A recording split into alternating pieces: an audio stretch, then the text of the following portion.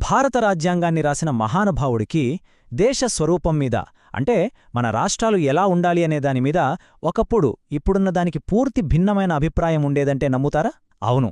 ఈరోజు మనం doctor BR Ambedkar గారు ఆలోచనా ప్రయాణంలోకి తొంగి చూడబోతున్నాం. రాష్ట్రాల ఏర్పాటు మీద ఆయన అభిప్రాయాలు ఎలా, ఎందుకు మారాయి, ముఖ్యంగా మన తెలంగాణ విషయంలో ఆయన ఏమన్నాడు, వీటన్నిటినీ వివరంగా చూద్దాం.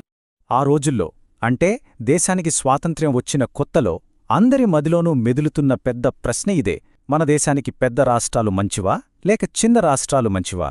దేశ భవిష్యత్తునే మార్చేయగల ఈ చర్చలో డాక్టర్ అంబేడ్కర్ గారు కూడా తన అభిప్రాయాన్ని చెప్పారు. కాని అసలు విషయమేంటంటే, మొదట్లో ఆయన చెప్పిన దానికి, కొన్ని సంవత్సరాల తర్వాత చెప్పిన దానికి అస్సలు పొంతనే లేదు. పూర్తిగా మాట మార్చేశారు. మరి ఆ మార్పెందుకొచ్చింది? అసలు కథేంటి? ఇక్కడ చూడండి.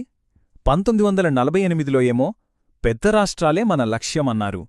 చిన్న రాష్ట్రాలుంటే దేశానికి బలహీనత, భారమనేశారు. కట్ చేస్తే 1955లో సీన్ రివర్స్. చిన్న రాష్ట్రాలు అత్యవసరం, అవే మైనారిటీలని కాపాడతాయి, పాలనను మెరుగుపరుస్తాయని చెప్పారు.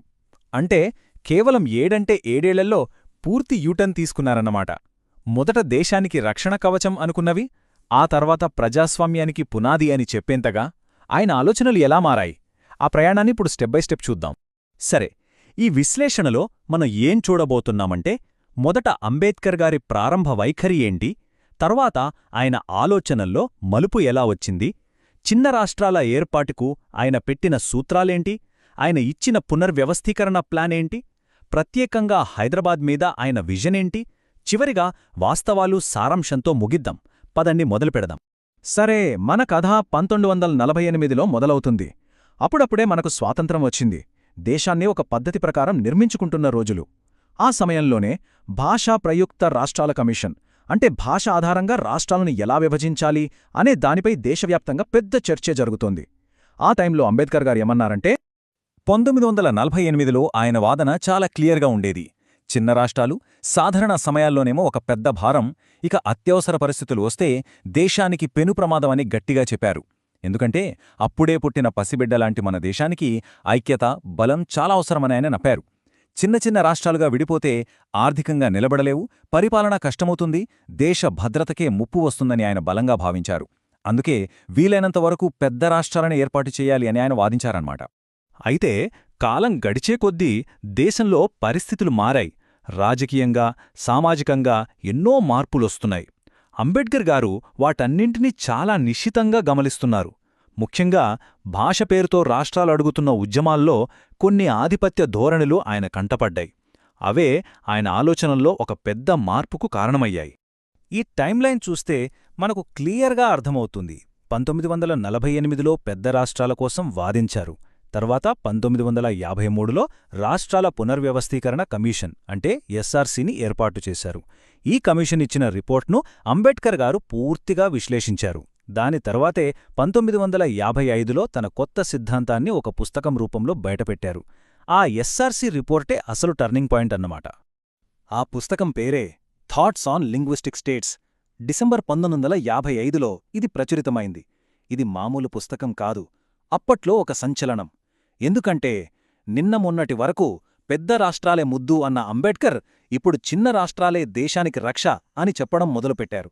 ఇది కేవలం మాట మార్చడం కాదు, ఆయన ప్రజాస్వామ్యం మీద, సామాజిక న్యాయం మీద తనకున్న లోతైన అవగాహనతో వచ్చిన ఒక పరిణామం. ఇంతకీ ఆయన ఎందుకిలా మారారు? ఈ కోట్లోనే అసలు సమాధానం ఉంది. చిన్న రాష్ట్రాల ఏర్పాటు బలహీనంగా ఉన్న మైనారిటీ వర్గాలకు, కులాలకు మెజారిటీ వాళ్ల నుండి రక్షణ కల్పిస్తుంది అని ఆయన చెప్పారు. అంటే ఏంటి? ఒకే భాష మాట్లాడే వాళ్ళందర్నీ కలిపి ఒక పెద్ద రాష్ట్రం చేస్తే అందులో ఏదో ఒక బలమైన కులం వాళ్లో, వర్గం వాళ్లో పవర్లోకొస్తారు. వాళ్లు అధికారాన్ని అడ్డం పెట్టుకుని మిగతా బలహీన వర్గాలను, దళితులను, మైనారిటీలను అణచివేసే ప్రమాదం ఉంది.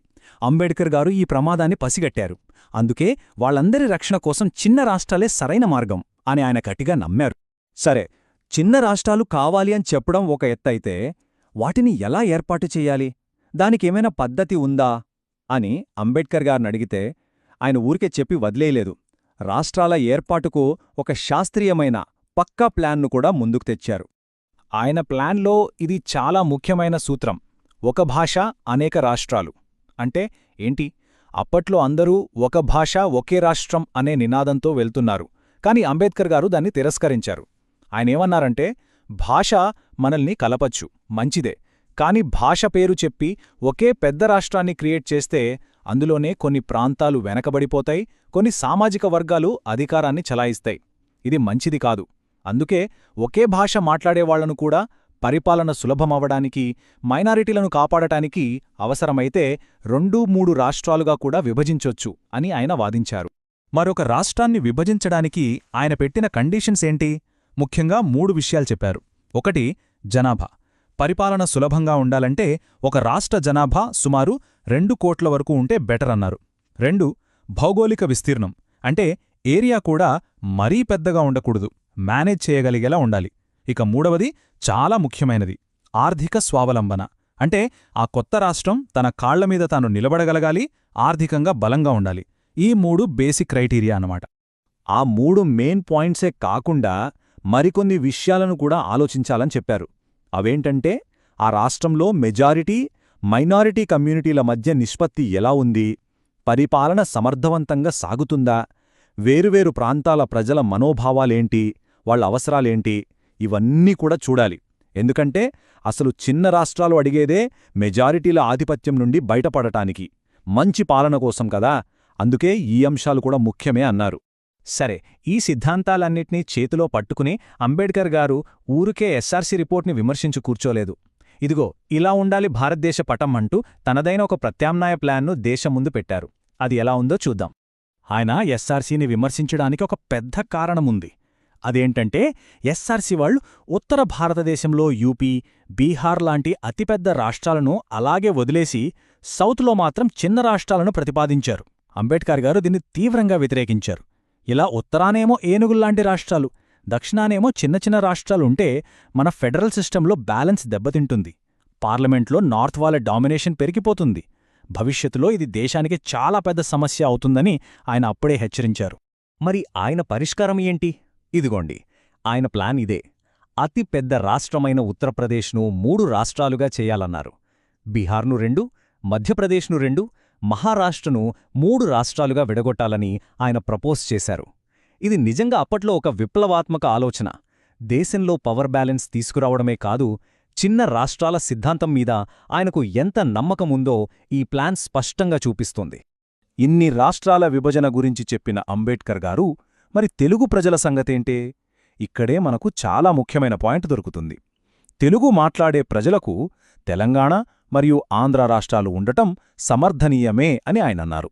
అంటే ఎస్ఆర్సీ రిపోర్ట్లోనే చాలా విషయాలనాయన వ్యతిరేకించినా తెలుగు వాళ్లకు 2 రాష్ట్రాలు అంటే తెలంగాణ, ఆంధ్ర అని వేర్వేరుగా ఉండాలన్న ప్రతిపాదనను మాత్రమాయన పూర్తిగా సమర్థించారు. తన పుస్తకంలో ఈ విషయాన్ని చాలా స్పష్టంగా రాశారన్నమాట. సరే, తెలంగాణ రాష్ట్రం ఏర్పాటును సమర్థించారు, బాగానే ఉంది. కాని కథ ఇక్కడితో అయిపోలేదు. అంబేద్కర్ గారికి ప్రత్యేకంగా హైదరాబాద్ నగరం మీద కూడా ఒక స్పెషల్ విజన్ ఉంది. చాలామందికి తెలియని ఒక ఆసక్తికరమైన ప్రతిపాదన చేశారాయన. అదేంటంటే, ఆయన భారతదేశానికి 2 రాజధానులుండాలని ప్రతిపాదించారు. ఢిల్లీ మొదటిది అయితే హైదరాబాదును 2వ రాజధానిగా చేయాలని ఆయన తన పుస్తకంలో గట్టిగా వాదించారు. అవును, మీరు విన్నది నిజమే, హైదరాబాదును ఇండియాకి 2nd క్యాపిటల్గా చేయాలన్నారు. మరి అంత పెద్ద ప్రపోజల్ చేయడానికి కారణమేంటి? హైదరాబాదును ఎందుకెంచుకున్నారు? దాని వెనుక ఆయన వ్యూహం చూడండి. మొదటిది లొకేషన్. హైదరాబాద్ ఉత్తర దక్షిణ భారతదేశానికి సరిగ్గా మధ్యలో ఉంది. రెండోది భద్రత. దేశ సరిహద్దులకు చాలా దూరంగా, సేఫ్గా ఉంటుంది. మూడోది వాతావరణం. ఎత్తైన ప్రదేశం కావడం వల్ల ఇక్కడ వాతావరణం చాలా బావుంటుంది. అంటే హైదరాబాద్ను ఆయన కేవలం ఒక ప్రాంతీయ కేంద్రంగా చూడలేదు, దేశాన్ని కలిపే ఒక వారధిగా, దేశ రక్షణకు వ్యూహాత్మకమైన ఒక జాతీయ ఆస్తిగా ఆయన గుర్తించారు. అంబేడ్కర్ గారు జాతీయ స్థాయిలో ఈ ఆలోచనలు చేస్తుండగా, అదే సమయంలో ఇక్కడ మన తెలంగాణ ప్రాంతంలో రాజకీయంగా ఏం జరుగుతోంది, ఆ కాంటెక్స్ట్ కూడా తెలిస్తే మనకు పూర్ణ పిక్చర్ వస్తుంది. చూడండి, అంబేద్కర్ గారు తన పుస్తకం రాసింది 1955లో. కాని దానికొక ఏడాది ముందే, అంటే 1954 జూన్లో హైదరాబాద్ ప్రదేశ్ కాంగ్రెస్ కమిటీలో ఉన్న తెలంగాణ నాయకులు ఒక ఏకగ్రీవ తీర్మానం చేశారు. మరి చెన్నారెడ్డి గారు మనకు 2 తెలుగు రాష్ట్రాలు కావాలని ప్రతిపాదిస్తే, కెవి రంగారెడ్డి గారు, అప్పటి ముఖ్యమంత్రి బూర్గుల రామకృష్ణరావు గారు కూడా ప్రత్యేక తెలంగాణకు మద్దతిచ్చారు. అయితే స్వామి రామానంద తీర్థ గారు మాత్రం దాన్ని వ్యతిరేకించి విశాలాంధ్ర కావాలన్నారు. దీన్ని బట్టి మనకేమర్థమవుతోంది? అంబేద్కర్ గారి వాదనకు అప్పటికే ఇక్కడ బలమైన రాజకీయ డిమాండుందన్నమాట.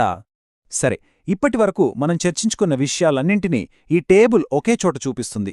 క్విక్గా చూద్దాం. 1948లో అంబేద్కర్ గారు పెద్ద రాష్ట్రాలకు సపోర్ట్ చేశారు. 1954లో ఇక్కడ చెన్నారెడ్డి, రంగారెడ్డి లాంటి నాయకులు ప్రత్యేక తెలంగాణ డిమాండ్ చేశారు. 1955 వచ్చేసరికి అంబేద్కర్ గారు తన థాట్స్ ఆన్ లింగ్విస్టిక్ స్టేట్స్ పుస్తకంలో మైనారిటీల రక్షణ కోసం చిన్న రాష్ట్రాలే ముద్దు అన్నారు. అదే ఏడాది పెద్ద రాష్ట్రాలను విభజించాలని, తెలంగాణ ఏర్పాటును ఆమోదించాలని ప్లాన్ ఇచ్చారు. అంతేకాదు, హైదరాబాద్ను ఇండియాకి 2వ రాజధాని చెయ్యాలని కూడా ప్రతిపాదించారు. సో, పెద్ద రాష్ట్రాల నుండి చిన్న రాష్ట్రాల వైపు ఆయన చేసిన మేధో ప్రయాణం, అందులో తెలంగాణకు ఆయనిచ్చిన ప్రాధాన్యత, ఇదే మనం గుర్తుంచుకోవాల్సిన కీలక అంశం. చూశారు కదా, డాక్టర్ అంబేద్కర్ గారి ఆలోచనలు ఆయన కాలంలోని పరిస్థితులకు, సవాళ్లకు ఒక సమాధానంగా వచ్చాయి. మరి ఈరోజు 21వ శతాబ్దంలో మన ముందున్న సవాళ్లు వేరు, పరిస్థితులు వేరు. మరి ఇప్పుడు ఒక కొత్త రాష్ట్రాన్ని ఏర్పాటు చెయ్యాలంటే ఏ సూత్రాలను మనం పరిగణలోకి తీసుకోవాలి? అంబేద్కర్ గారి ఫ్రేమ్వర్క్ నుండి మనం ఏం నేర్చుకోవచ్చు? ఈ చరిత్ర మనం